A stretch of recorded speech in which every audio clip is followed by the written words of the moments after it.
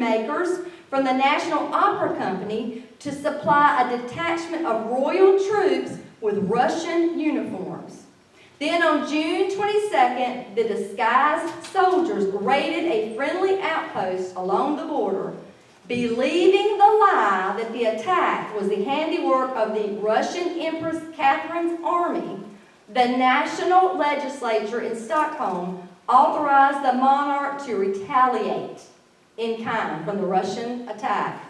The 2-year war that resulted ultimately ended in a stalemate, but had led to the deaths of 6,000 people because they believed a lie. The Babylonians believed a lie that they could build a tower that could reach to God, and God confused the languages. King Xerxes believed the lie that the Jewish people were a troublesome group that needed to be wiped out. Jacob believed the lie that wild animals had torn apart his son Joseph. Samson believed the lie that he could trust his beloved Delilah. I thought a lot about this. We cannot, I don't care how good we are or how close we are to God, you and I cannot control other people, and that drives me insane. We cannot keep them from lying to us.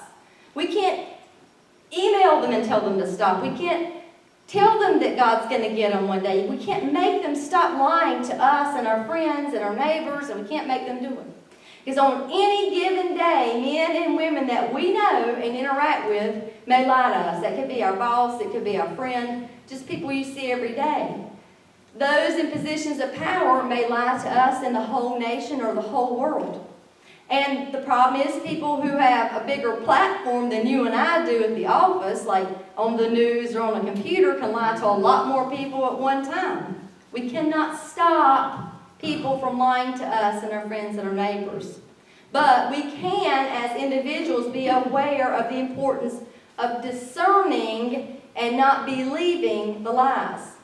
So I just want to go right back real quick and tell you that right before verses 11 and 12, what it had said is that the coming of the lawless one, the Antichrist, will be in accordance with how Satan works. So in other words, he's going to be doing what Satan does.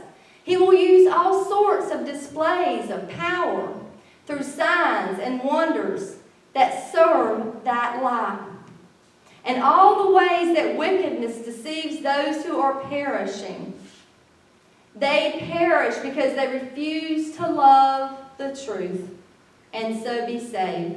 So Satan deceives through all sorts of displays of power, through signs and wonders, in ways that wickedness deceives those that are perishing. In other words, those that are perishing, do not be one of those that is perishing. If you are following after Satan, then you can easily fall under the deception that wickedness goes after. That's who's going after, those that are already drowning, not those that are under Christ. And so I just want to say, more than anything, we can't stop what they're doing. We can't stop people from lying. We just got to remember, we got to walk in the light and keep loving the truth. If we love the truth, God's not going to let us be fooled by the lies, because He's going to let us be in the truth because we love the truth. And so I'm going to try to get a little bit better about not being quite as upset, and I hope that helps some of you as well. Remembering that God is in control, and He is going to allow us to know His truth. His truth is the only truth, and not fall victim to the lies. If you would please bow your head in prayer.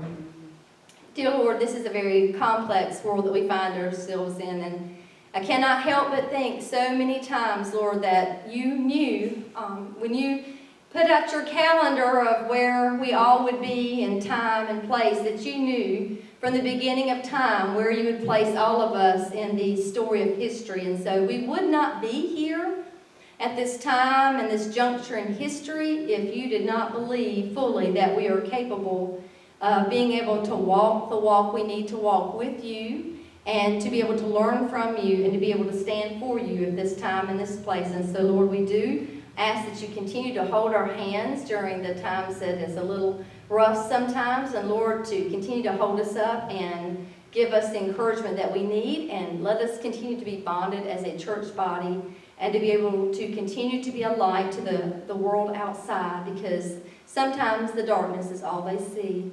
Lord, we ask this in Jesus' holy name. Amen. But before we go, is there anybody that has any prayer need that we should lift up, or any type of situation at all you'd like to lift up?